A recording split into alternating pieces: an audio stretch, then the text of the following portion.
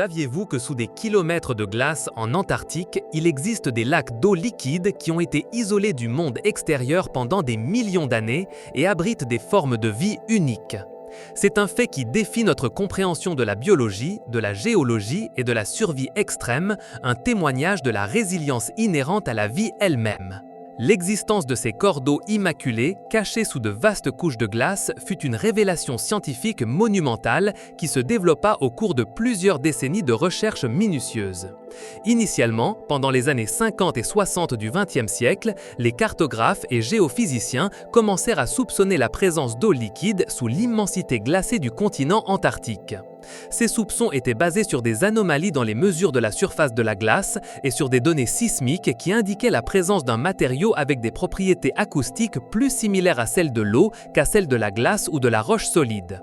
Cependant, ce ne fut qu'à partir des années 70 et 80, avec l'avènement de techniques de sondage plus avancées, comme le radar à pénétration de glace aéroportée et les données satellitaires de haute résolution, que cette hypothèse fut confirmée de manière irréfutable.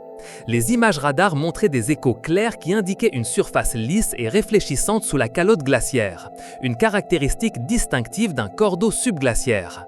Le lac Vostok, situé sous la station de recherche russe du même nom, au cœur de l'Antarctique orientale, est l'exemple le plus emblématique, vaste et énigmatique de ces écosystèmes subglaciaires. Il fut formellement découvert en 1996, bien que son existence ait été postulée bien avant. Ce lac gigantesque s'étend sur une superficie d'environ 14 000 km², ce qui le rend comparable en taille au lac Ontario en Amérique du Nord et atteint des profondeurs qui dépassent les 900 mètres dans certaines sections. Pour mettre cela en perspective, son volume d'eau est si colossal qu'il contient environ 5 400 km³ d'eau douce, un réservoir immaculé enfermé sous une couche de glace qui, à son point le plus épais, mesure près de 4000 mètres. Cet isolement extrême a permis au lac Vostok de rester en contact minimal avec l'atmosphère terrestre pendant les 15 derniers millions d'années, offrant une fenêtre unique sur l'évolution de la vie dans des conditions d'isolement extrêmes et sur l'histoire climatique de notre planète. Les conditions dans ces lacs sont aussi étranges que leur découverte. La pression de la glace sous-jacente est immense, atteignant des pressions hydrostatiques allant jusqu'à 400 atmosphères au fond du lac. Pour comprendre ce que cela signifie, imaginez que sur chaque centimètre carré de la surface du lac s'exerce une force équivalente à 400 kg. Bien que la température moyenne à la surface de l'Antarctique orientale puisse descendre à moins 50 degrés Celsius, l'eau de ces lacs reste à l'état liquide. Comment est-il possible que l'eau ne gèle pas dans ces conditions apparemment impossibles? Cela est dû à une combinaison de facteurs physiques et géologiques fascinants. Premièrement, le poids immense de la glace qui comprime l'eau réduit son point de congélation. Cela signifie que l'eau doit être à une température encore plus basse pour se solidifier, lui permettant de rester liquide même en dessous de 0 degrés Celsius. Deuxièmement, il existe une source constante, bien que minime, de chaleur géothermique provenant de l'intérieur de la Terre. Cette chaleur, générée par la désintégration d'éléments radioactifs dans le manteau et la croûte terrestre, irradie vers le haut. En Antarctique, où la couche de glace agit comme une couverture isolante incroyablement efficace, cette chaleur géothermique, qui pourrait n'être que d'1 watt par mètre carré dans certaines zones, est suffisante pour élever la température du substrat rocheux et faire fondre lentement la glace à sa base, maintenant l'eau à l'état liquide. Troisièmement, la friction générée par le mouvement lent du glacier sur le substrat rocheux apporte également une minuscule fraction de chaleur. Les glaciers ne sont pas statiques, ils s'écoulent lentement comme des rivières de glace. Cette friction, bien qu'infinitésimale, contribue au délicat équilibre thermique qui permet l'existence de ces lacs. L'interaction de ces trois phénomènes crée un environnement où l'eau liquide peut persister de manière étonnante, une véritable oasis sous le désert gelé. Au-delà du lac Vostok, la science a identifié un nombre surprenant de lacs subglaciaires, tant en Antarctique que, dans une moindre mesure, au Groenland. On estime qu'il existe plus de 400 de ces lacs sous la calotte glaciaire antarctique, formant un vaste réseau hydrologique interconnecté. Certains des plus étudiés, en raison de leur accessibilité relative ou des caractéristiques uniques de leurs environnements, sont le lac Williams, le lac Mercer et le lac Hodgson. Le lac Wilance, considérablement plus petit que Vostok avec une surface d'environ 60 km², présente un intérêt particulier pour les scientifiques car il est accessible par des forages moins profonds, d'environ 800 mètres, ce qui a facilité l'exploration directe et la collecte d'échantillons sans précédent. Sa moindre profondeur et son emplacement dans une zone de flux de glace plus actif en ont fait une cible idéale pour la recherche. Le lac Mercer, un autre des grands lacs subglaciaires antarctiques, a une superficie d'environ 160 km² et une profondeur de plus de 1000 mètres en son point le plus profond. Contrairement au lac Willands, qui a montré une communauté microbienne active dans l'eau, les premières explorations du lac Mercer, menées en 2018 par le projet SALSA, Subglacial Antarctic Lake Scientific Access, ont suggéré que la majeure partie de la vie microbienne était concentrée dans les sédiments du fond, ce qui indique différentes stratégies de survie et d'écologie dans ces lacs. Le lac Hodgson, quant à lui, est un lac beaucoup plus petit, d'à peine 5 km de long, situé sous la péninsule antarctique. Et il est unique car il a été recouvert de glace pendant au moins les 10 000 dernières années, mais pas pendant des millions comme Vostok, ce qui offre une échelle de temps différente pour l'étude de sa microbiologie. Chacun de ces lacs présente des caractéristiques uniques en termes de chimie, de taille et de dynamique, mais tous partagent deux conditions fondamentales et définitoires, l'obscurité extrême et l'isolement total de l'atmosphère et de la lumière solaire. Cette absence perpétuelle de lumière élimine complètement la possibilité de photosynthèse, le processus fondamental qui soutient la plupart des écosystèmes à la surface terrestre, où l'énergie solaire est la base de la chaîne alimentaire. Ici, dans les profondeurs abyssales sous la glace, la vie doit trouver une source d'énergie alternative pour survivre et prospérer. La clé de la survie dans ces environnements extrêmes réside dans la chimiosynthèse, un processus biologique extraordinaire où les organismes obtiennent l'énergie nécessaire à leurs processus vitaux, non pas de la lumière solaire, mais de l'oxydation de composés chimiques. Us inorganiques. Ces composés chimiques peuvent être très variés, sulfure d'hydrogène, fer ferreux, ammoniac ou méthane. Les micro-organismes chimiosynthexiques, principalement des bactéries et des archées, transforment ces composés en énergie utilisable, agissant comme les producteurs primaires de ces écosystèmes sombres. Ils sont l'équivalent fonctionnel des plantes à la surface, mais opérant dans un domaine de chimie pure. Les organismes qui habitent ces lacs sont des véritables champions de l'adaptation, ce qui en fait des extrémophiles par excellence. Ce sont principalement des micro-organismes, des bactéries et des archées, capables de prospérer dans des conditions qui seraient létales pour la vaste majorité des formes de vie connues. Ils ont développé des mécanismes biologiques étonnants pour supporter la haute pression, des adaptations qui se traduisent par des structures cellulaires et biochimiques uniques. Par exemple, leurs membranes cellulaires ont une composition lipidique spéciale qui maintient leur fluidité et leur perméabilité adéquate malgré la compression, évitant qu'elles ne deviennent rigides et ne se fracturent. Leurs protéines et enzymes, cruciales pour toutes les réactions métaboliques, ont des structures tridimensionnelles compactes et stables qui résistent à la dénaturation ou à l'effondrement que la haute pression causerait sur les enzymes des organismes de surface. Certaines ont même des pores internes qui permettent l'échange de métabolites sans être affectés par la pression externe, tandis que d'autres modifient la proportion d'acides aminés pour augmenter leur stabilité hydrophile. C'est une merveille de l'ingénierie biologique naturelle forgée par des millions d'années d'évolution en isolement. La source de nutriments dans ces environnements isolés est un mystère crucial résolu par l'intersection de la géologie et de la chimie du fond rocheux. Le substrat rocheux sous-jacent joue un rôle vital, non seulement comme support physique, mais aussi comme un garde-manger chimique. L'altération des roches, un processus lent mais constant qui se produit par des réactions chimiques avec l'eau et l'activité microbienne, libère une diversité de minéraux et de composés chimiques qui peuvent être directement utilisés par les micro-organismes comme source d'énergie ou bloc de construction. Par exemple, l'oxydation de minéraux contenant du soufre, comme les pyrites, ou du fer, comme la magnétite, libère des électrons que les micro-organismes peuvent capturer pour générer de l'énergie. De plus, l'activité géothermique, bien que douce et distribuée de manière irrégulière dans différents lacs, est non seulement fondamentale pour maintenir l'eau liquide, mais peut aussi être une source directe de composés chimiques. La chaleur de l'intérieur de la Terre peut provoquer des réactions hydrothermales dans le substrat rocheux, libérant des gaz comme le sulfure d'hydrogène, le méthane ou même l'hydrogène moléculaire, qui sont de puissants carburants chimiques pour la chimiosynthèse. Il a été théorisé que les dorsales océaniques sous-glaciaires, si elles existent, pourraient fournir des évents hydrothermaux qui donneraient naissance à des écosystèmes encore plus riches et diversifiés, analogues à ceux que l'on trouve dans les profondeurs océaniques. Mais la roche et la chaleur géothermique ne sont pas les seules sources de vie. La glace elle-même, la vaste couche qui renferme ces lacs, est une surprenante source de nutriments et de gaz.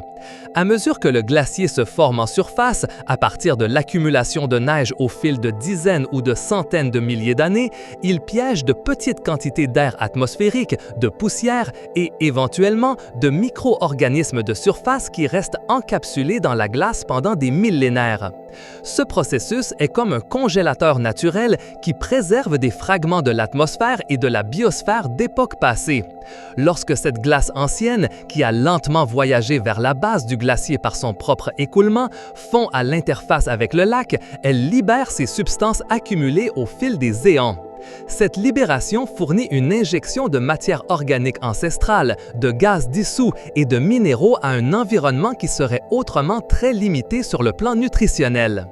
Il est vital de souligner la présence d'oxygène. Oui, bien qu'il puisse sembler contre-intuitif qu'il y ait de l'oxygène dans un environnement si isolé et sombre, ce gaz peut être présent dans l'eau subglaciaire.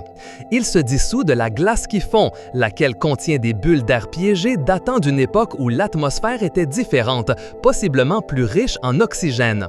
Cet oxygène dissous est crucial pour de nombreux processus métaboliques aérobies, même dans l'obscurité profonde, permettant l'existence de micro-organismes qui respirent l'oxygène, comme ceux que l'on trouve en surface. Sans cet apport de gaz et de nutriments dissous provenant de la glace, de nombreux écosystèmes subglaciaires ne seraient pas capables de soutenir la diversité de vie qui a été observée. Les études génétiques des échantillons obtenus directement du lac Willands ont révélé une communauté microbienne étonnamment diverse, majoritairement composée de bactéries et d'archées, mais aussi avec des traces de virus et, dans une moindre mesure, d'eucaryotes. Des espèces participant activement aux cycles biogéochimiques fondamentaux ont été identifiées, le cycle de l'azote, le cycle du soufre et le cycle du méthane. Par exemple, de nombreuses bactéries sulfato-réductrices ont été trouvées, qui utilisent les sulfates comme accepteurs d'électrons dans leur métabolisme en l'absence d'oxygène, produisant du sulfure d'hydrogène, un gaz à l'odeur caractéristique d'œuf pourri. On a également découvert des méthanogènes, qui produisent du méthane comme sous-produit de leur métabolisme, et des méthanotrophes, qui consomment le méthane, créant ainsi un cycle du carbone autochtone. Ces réseaux métaboliques interconnectés démontrent un écosystème fonctionnel et autosuffisant qui a évolué en isolement pendant une durée géologique significative, possiblement des centaines de milliers d'années depuis que la glace s'est établie sur la région de Willands. La recherche sur le lac Willands a été une étape importante dans l'exploration des environnements extrêmes. En 2013, l'équipe du projet WISARD, Willands Ice Stream Subglacial Access Research Drilling, un consortium international de scientifiques américains, a réussi à forer le glacier jusqu'au lac. Ils ont utilisé une technique innovante et extrêmement rigoureuse de forage à l'eau chaude ultra propre pour éviter la contamination de l'environnement immaculé du lac, une exigence éthique et scientifique de premier ordre.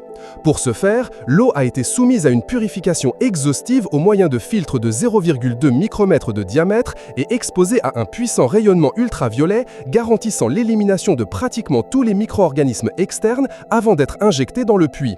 Une fois le lac atteint, des échantillons d'eau et de sédiments ont été prélevés à l'aide d'outils conçus pour fonctionner dans ces conditions extrêmes et qui avaient également été rigoureusement stérilisés. Les analyses initiales ont révélé la présence d'une communauté microbienne active avec une densité d'environ 1000 cellules microbiennes par millilitre d'eau et jusqu'à 100 000 cellules par gramme de sédiments au fond du lac. Cette densité, bien qu'inférieure à celle de la plupart des écosystèmes de surface, est une preuve irréfutable de l'existence de vie prospérant dans ces conditions extrêmes. Les analyses d'ADN ribosomaux, une technique moléculaire permettant d'identifier les micro-organismes en se basant sur leur matériel génétique, et d'autres techniques moléculaires de séquençage à haut débit, ont identifié des milliers de séquences génétiques distinctes, ce qui suggère une biodiversité considérable pour un environnement que l'on croyait dépourvu de vie. L'une des découvertes les plus intrigantes dans le lac Whillans a été la présence de micro-organismes chimio-autotrophes qui tiraient leur énergie en oxydant l'ammoniac et le nitrite, participant ainsi au cycle de l'azote. D'autres ont également été trouvés, utilisant le fer comme source d'énergie, en oxydant les formes ferreuses du minéral. Ces organismes, en fixant le dioxyde de carbone directement de l'environnement et en le convertissant en matière organique, agissent comme producteurs primaires en l'absence de lumière solaire, formant la base de la chaîne alimentaire dans cet écosystème souterrain. Ils sont les équivalents fonctionnels des plantes en surface, mais alimentés par la chimie plutôt que par la lumière. Le lac Vostok, bien que n'ayant pas encore été directement échantillonné dans sa masse d'eau principale sans risque de contamination par forage, a fourni des indices inestimables grâce à l'analyse de la glace qui le recouvre. L'équipe russe a foré jusqu'à environ 3768 mètres, s'arrêtant juste au-dessus de la surface du lac pour éviter la contamination par le fluide de forage. Cependant, les échantillons de glace juste au-dessus de l'interface glace-eau, ainsi que les carottes de glace représentant l'eau du lac gelée dans le passé et réincorporée au glacier, ont révélé des traces génétiques et cellulaires. Ces analyses génétiques, utilisant des techniques de séquençage à haut débit, ont identifié une grande diversité de bactéries et d'archées. Étonnamment, des traces génétiques d'eucaryotes unicellulaires ont également été trouvées, y compris des champignons et certaines formes de vie plus complexes comme des tardigrades et de petits crustacés, bien que ces dernières nécessitent une confirmation directe de la masse d'eau liquide. Cela suggère que le lac pourrait abriter une biodiversité encore plus grande que ce que l'on croyait initialement, ouvrant la possibilité de formes de vie multicellulaires dans un environnement aussi extrême ou que ces formes de vie aient été entraînées par la glace et ne résident pas dans le lac. Il est crucial de comprendre les protocoles stricts de biosécurité appliqués lors de ces missions. Le forage de ces lacs représente un dilemme scientifique d'une ampleur considérable. La nécessité impérieuse d'explorer un écosystème vierge et unique face au risque, aussi minime soit-il, d'introduire des contaminants qui pourraient altérer irréversiblement cet environnement vierge. Pour atténuer ce risque, la communauté scientifique internationale a établi et appliqué des directives extrêmement rigoureuses. Dans le projet WISAR, par exemple, chaque pièce d'équipement qui entrerait en contact avec le lac a été stérilisée à plusieurs reprises. L'eau chaude utilisée pour le forage a été filtrée à travers des filtres d'une porosité de 0,2 micromètres et exposée à un rayonnement ultraviolet de haute intensité pour éliminer tout micro-organisme ou spore. De plus, un système de pression négative a été utilisé à l'intérieur du puits de forage pour s'assurer que l'eau de forage s'écoulait toujours vers le haut, loin du lac, et non vers l'écosystème subglaciaire. Ces mesures extrêmes témoignent de l'engagement de la communauté scientifique envers la préservation de ces environnements, les reconnaissant comme des laboratoires naturels irremplaçables. L'étude de la vie subglaciaire a de profondes implications pour l'astrobiologie, la science qui cherche à comprendre l'origine, l'évolution et la distribution de la vie dans l'univers. Des corps célestes comme Europe, l'une des lunes galiléennes de Jupiter, et Encelade, une lune de Saturne, sont deux des objectifs les plus prometteurs dans cette quête. Ce sont tous deux des mondes océaniques avec de vastes océans d'eau liquide sous leur surface glacée, avec des estimations suggérant que l'océan d'Europe pourrait contenir le double d'eau de tous les océans de la Terre combinés. Les conditions dans ces océans extraterrestres, obscurité perpétuelle, haute pression hydrostatique, activité géothermique possible sur le fond marin et disponibilité de sources d'énergie chimique sont remarquablement similaires à celles des lacs subglaciaires terrestres. L'existence de vie dans l'Antarctique subglaciaire nous fournit un modèle terrestre, un analogue extraterrestre, pour comprendre comment la vie pourrait émerger et prospérer dans ces environnements hors de la Terre.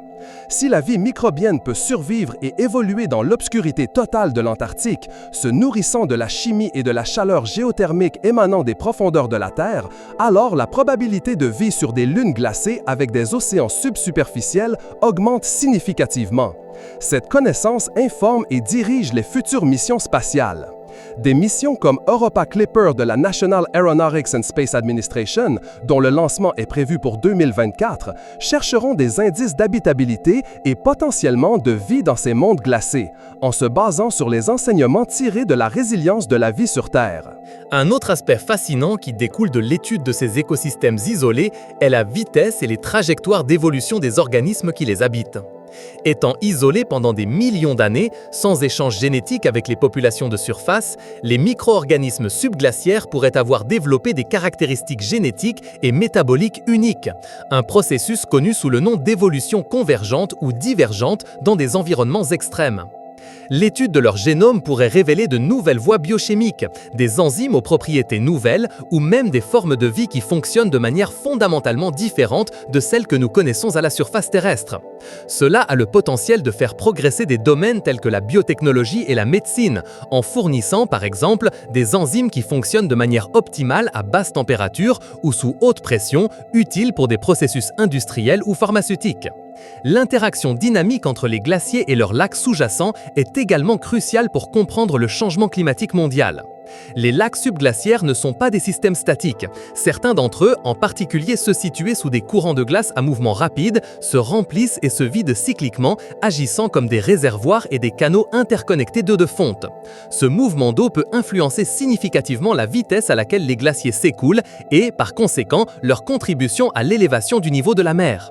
Par exemple, la fonte basale du glacier, exacerbée par la présence de ces lacs et de l'eau liquide, peut lubrifier la base de la calotte glaciaire, accélérant son glissement vers l'océan. Ce phénomène, connu sous le nom de flux de glace accéléré, est une préoccupation croissante à mesure que la planète se réchauffe. Une compréhension détaillée de ces systèmes hydrologiques subglaciaires complexes, y compris la façon dont l'eau se déplace entre les lacs et vers l'océan, est vitale pour affiner les modèles climatiques et prédire avec plus de précision l'avenir des calottes glaciaires polaires et leur impact sur le niveau mondial de la mer. La masse totale de glace en Antarctique est si vaste que, si elle fondait complètement, elle élèverait le niveau mondial de la mer d'environ 60 mètres, ce qui souligne l'importance cruciale d'étudier ces processus. Le lac Mercer, également foré avec succès par le projet SALSA en 2018, comme nous l'avons mentionné, est un excellent exemple de la complexité hydrologique et biologique de ces systèmes. Contrairement au lac Williams, le lac Mercer a montré très peu d'activité microbienne détectable dans l'eau par rapport aux sédiments du fond, où la vie était concentrée. Les échantillons de sédiments ont révélé un véritable trésor de vie microbienne, incluant des groupes de bactéries et d'archées associés à la dégradation de matière organique qui a pu être entraînée par la glace au cours de millions d'années. Cela suggère que la matière organique ancienne, encapsulée dans la glace puis libérée lors de la fonte, peut être une source de nourriture vitale pour ces écosystèmes, fournissant un héritage de carbone qui soutient la vie. De plus, la présence d'organismes multicellulaires comme de petits crustacés, spécifiquement des copépodes et des tardigrades ou oursons d'eau, dans la glace sous-jacente du lac Vostok et dans certains échantillons de sédiments d'autres lacs, suggère une biodiversité potentielle qui va au-delà des micro-organismes. Ceci, cependant, nécessite une confirmation directe des masses d'eau liquide de ces lacs, sans possibilité de contamination externe de la surface. La simple détection de leur matériel génétique ou de fragments de leur corps dans la glace basale n'est pas suffisante pour confirmer leur résidence active dans le lac. La récupération d'organismes vivants ou de leurs restes indubitables dans l'eau liquide du lac est nécessaire pour établir leur présence de manière concluante. Les défis pour les futures explorations sont immenses et multiformes. L'accès à ces lacs est logistiquement complexe, extrêmement coûteux et nécessite une infrastructure robuste. Les expéditions en Antarctique impliquent des milliers de kilomètres de voyage par air et par terre dans des conditions climatiques extrêmes avec des équipements lourds et du personnel hautement spécialisé. Le risque de contamination, comme déjà souligné, reste une préoccupation primordiale. Les technologies de forage doivent continuer d'évoluer pour permettre un échantillonnage encore plus vierge et une exploration plus profonde sans compromettre l'intégrité de ces environnements. De nouvelles méthodes sont en cours de développement, telles que l'utilisation de mini-sondes robotisées autonomes, capables d'opérer de manière indépendamment dans des environnements extrêmes, ce qui pourrait minimiser l'empreinte humaine et le risque de contamination tout en maximisant les informations recueillies. Ces mini-sondes, souvent équipées de capteurs pour mesurer la chimie de l'eau, la température, la salinité et de caméras pour capturer des images, seraient stérilisées et déployées à travers un trou de forage, leur permettant d'explorer le lac par elles-mêmes et d'envoyer des données à la surface. Leur capacité à fonctionner sans connexion physique constante avec la surface réduit le risque de transfert de contaminants. Une autre ligne de recherche importante est la paléoclimatologie. Les sédiments au fond de ces lacs sont de véritables captures temporelles, contenant des registres ininterrompus du climat et de l'histoire glaciaire de la Terre sur des millions d'années.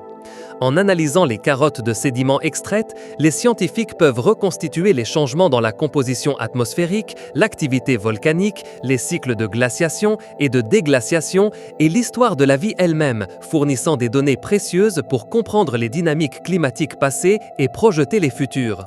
La capacité de dater précisément ces sédiments et de les corréler avec d'autres enregistrements géologiques et climatiques de la Terre, tels que les carottes de glace de surface ou les sédiments océaniques, est fondamentale pour construire une image complète et cohérente de l'histoire du climat terrestre. Par exemple, les carottes de sédiments du lac Vostok pourraient contenir un enregistrement allant jusqu'à 20 millions d'années d'histoire climatique, une étendue de temps sans pareil dans d'autres registres paléoclimatiques. La préservation de ces écosystèmes est une responsabilité éthique inéluctable pour l'humanité. En raison de leur isolement prolongé et de la singularité de leur forme de vie, les lacs subglaciaires sont considérés comme des laboratoires naturels inestimables, des écosystèmes qui n'existent nulle part ailleurs sur la planète. Toute intervention humaine, aussi minime soit-elle, doit être menée avec la plus grande prudence et soumise aux normes éthiques les plus élevées afin d'éviter des dommages irréversibles. La communauté scientifique internationale a établi des directives strictes pour l'exploration de ces environnements, recherchant un équilibre délicat entre la quête incessante de connaissances et la conservation impérative de ces sites vierges. Ceci inclut l'interdiction de forage direct dans la masse d'eau principale de lacs comme Vostok, jusqu'à ce que les technologies et les protocoles permettent une exploration absolument sans risque de contamination et la mise en œuvre de zones de protection pour éviter toute altération. Il s'agit d'un engagement mondial pour garantir que les futures générations de scientifiques puissent continuer à explorer ces mondes perdus et que les écosystèmes eux-mêmes restent intacts. La recherche dans ces environnements extrêmes nous enseigne non seulement sur la vie elle-même, mais aussi sur l'interconnexion des systèmes de la Terre, depuis le noyau chaud jusqu'aux couches les plus externes de glace et d'atmosphère. En résumé, la vie sous les glaciers n'est pas une fantaisie de science-fiction, mais une réalité étonnante qui redéfinit les limites même de l'habitabilité sur notre propre planète. Ces organismes, majoritairement microscopiques, ont conquis l'obscurité perpétuelle, les pressions écrasantes et les températures glaciales, créant des écosystèmes complets qui dépendent exclusivement de l'énergie chimique et des nutriments libérés du substrat rocheux et de la glace environnante. Ils sont un témoignage émouvant de la résilience et de l'adaptabilité de la vie et nous offrent une fenêtre inestimable sur les possibilités d'existence dans des mondes au-delà du nôtre, où les conditions extrêmes sont la norme.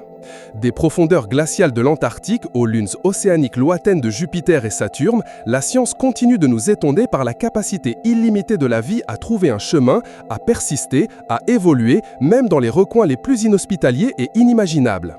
Cette connaissance non seulement élargit radicalement notre vision de la biologie et de l'écologie, mais nous invite également à réfléchir profondément sur la délicatesse, la singularité et l'interconnexion de tous les systèmes terrestres, des sommets des montagnes aux abysses océaniques et aux lacs subglaciaires. C'est un rappel palpable qu'il y a encore des mondes à découvrir sur notre propre planète, cachés à la vue de tous, attendant d'être révélés par la persévérance, la curiosité et l'ingéniosité de l'exploration scientifique humaine. Et si l'histoire de la vie sous les glaciers vous a autant intrigué que nous vous invitons chaleureusement à rejoindre notre communauté grandissante d'explorateurs. Abonnez-vous à notre chaîne pour ne manquer aucune de nos futures expéditions vers la connaissance et les merveilles de l'univers. Laissez-nous un like si ce voyage vous a semblé aussi fascinant que nous et vous a inspiré à en savoir plus. Commentez quels autres mystères de l'univers vous aimeriez que nous explorions en profondeur. Et partagez cette vidéo avec tous ceux qui, comme vous, s'émerveillent devant les secrets les plus profonds de la science et l'incroyable capacité de la vie.